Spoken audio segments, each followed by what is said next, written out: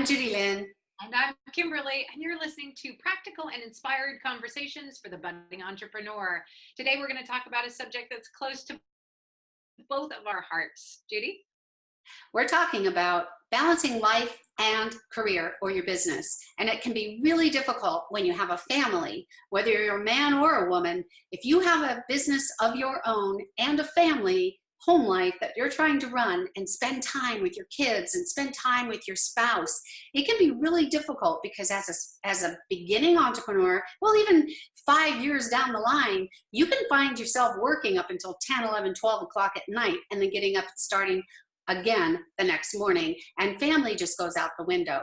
Don't even get me started on your social life. Exactly. I think that one of the things that we have to make sure that we put into our calendars is our own vacation time, and make sure that we have a chance to turn off our cell phones and give ourselves permission to be away from email during that time.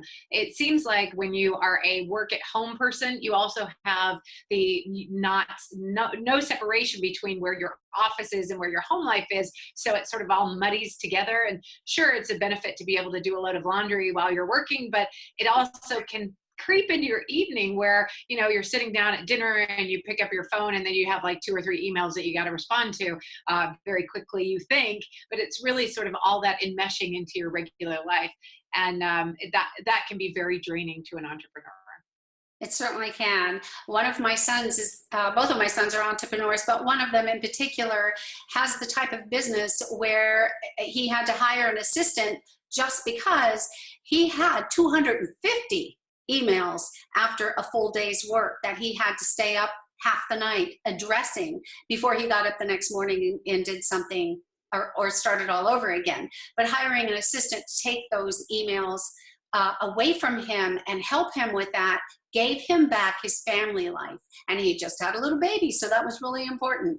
So it is important to make sure that whatever you do, if you're finding that it's cutting into your family life or your social life, if you're not married, it could even cut into your social life, your exercise, your activities, getting outside, then hire an assistant. Do anything that, and it doesn't have to be a physical assistant, right? Kimberly, you're pretty good and pretty knowledgeable about hiring people remotely. That's right. So you can have somebody, and what Judy's talking about is a really great technique to get your life back. As soon as you have somebody else to delegate to some of the tasks that you don't love and enjoy anymore, you have an opportunity to get that off of your desk and get back to what you really enjoy about the business. And what she's talking about is what we call a firefighter. If you have the need to be like looking at your email or checking your phone every 24/7, then you really don't have a chance to have you be running a business. You actually have a business that's running you. So if you can get that offloaded onto a human being or an automated system that can take it off your load, then you can really get your life back. And you can do that with a remote employee working overseas. You can find low-cost labor markets of employees who are really phenomenally successful to do the tasks you need to do. You can find somebody local and have them work part-time. Even a student with an internship is a possibility. Yeah, that's what my son did. He hired someone local, and she actually goes to his house because that's where part of his office is. He does have another brick and mortar office as well, but here's the thing. If you're not in the position in your business yet to where you can actually, you're not quite there where you actually need to hire someone else, but you're still working until 11 or 12 o'clock at night, that's when you really need to put some practices into place that you're going to have to obey yourself. You're going to have to be your own accountability partner, or maybe hire somebody else to be an accountability partner for you to make sure you're staying on task. Maybe your spouse will do that for you and say, okay, I know when I started, I was working, and I mean, it was so easy to just go down the rabbit hole into the computer and stay working until 10, 11 o'clock at night, and then pretty soon the night's gone, and I had no time with my family. So I had to start setting a timer. I am off at 5, 5:30, 6 o'clock, whatever that time is that you decide you're going to take off, and make it happen. And a lot of things that will help you not worry about the things that you're not addressing that day is making a list. And we've covered that in another video. Absolutely. One of the things that Michelle Obama had been quoted on saying is we need to do a better job of putting ourselves higher on our own to-do list. And I think that's very true. You know, when we are working for corporate, we have an opportunity to get away from business. And or most of us do, some of us don't even when we're working for corporate, but when we start our own business, we're doing jobs that may be, you know, $10 an hour jobs, and we're doing them all because we need to, you know, just take that into like sort of into the fold. But if you consider that you could pay somebody $10 an hour to do it, why would you want to spend your time doing it when you could be spending that time with family or friends or on the things that you truly love to do? That's right. So don't take it lightly, you guys. I know that our businesses are extremely important. It's really easy to want to do everything yourself, especially in the first few years of your business, and not release some of that to other people or to cut back on that. You're afraid you're going to miss something, but you know what? You're going to miss a lot more if you don't do it, right, Kimberly? That's right.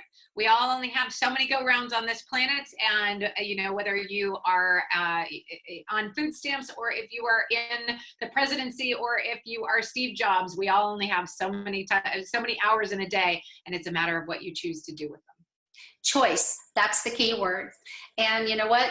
Balance, and making a choice to balance your life. Just like we have to make a choice in balancing the foods that we eat, or how much alcohol we drink, or, you know, balancing how often we exercise. You have to balance your business and your social or your family life, your outside of business life, your personal life. And it's extremely important to do that. Otherwise, you're going to drive yourself crazy. You're not going to enjoy your business, and it's going to go downhill really fast. Speaking of driving and outside business, one of the things that I really encourage entrepreneurs to do as quickly as possible is get an office outside the home. While having a home office is really phenomenal and it's great to be able to work in your PJs, nothing wrong with that at all. Having an opportunity to drive to an office and have a space where that can get done allows that stuff to stay in its space. And when you drive away from it at night, you can leave it behind safely, knowing it'll be there for you when you get back. So if you have an opportunity in your business to create a space that's outside of your home where you would need to drive to it, even though you don't want to have much of a commute, I really encourage you to do it because it'll give you that mind shift you're looking for. The other thing that does for you is it takes you out of the I'm home, and so anybody can walk in the office and say, hey mom, or hey dad, I need this, that, or the other thing. And because they don't realize that, hey, I'm working, just because I'm home, it doesn't mean I'm not at the office. So it also helps with that. I know that often in the beginning of our businesses, a lot of us cannot afford to go out possibly and get an office outside of our own, but if you possibly can, and I've had a couple different places, you can even work with somebody. For instance, in my business in energy healing, I actually worked with a chiropractor who already had an office, and so I sublet at certain hours. So that's another option for you. There's great examples of that. Hira Hub and other blended working spaces in major metropolitan areas can be a great way to have a space to go to and do your work and then come home from without putting out a lot in a monthly rent. Right, exactly. We've enjoyed being with you here today, and we're happy that you're part of our channel. Please, if you haven't already, sign up. The link is below. Sign up for our channel. If you have any questions, reach out to us. We're happy to answer any questions you throw at us. We love a challenge. So let us have it. Give us some comments below if you like the video or if you want to hear something else, or if you agree with us or disagree. We'd love to hear your input. I'm Kimberly. I'm Judy Lynn. See you later. Cheers.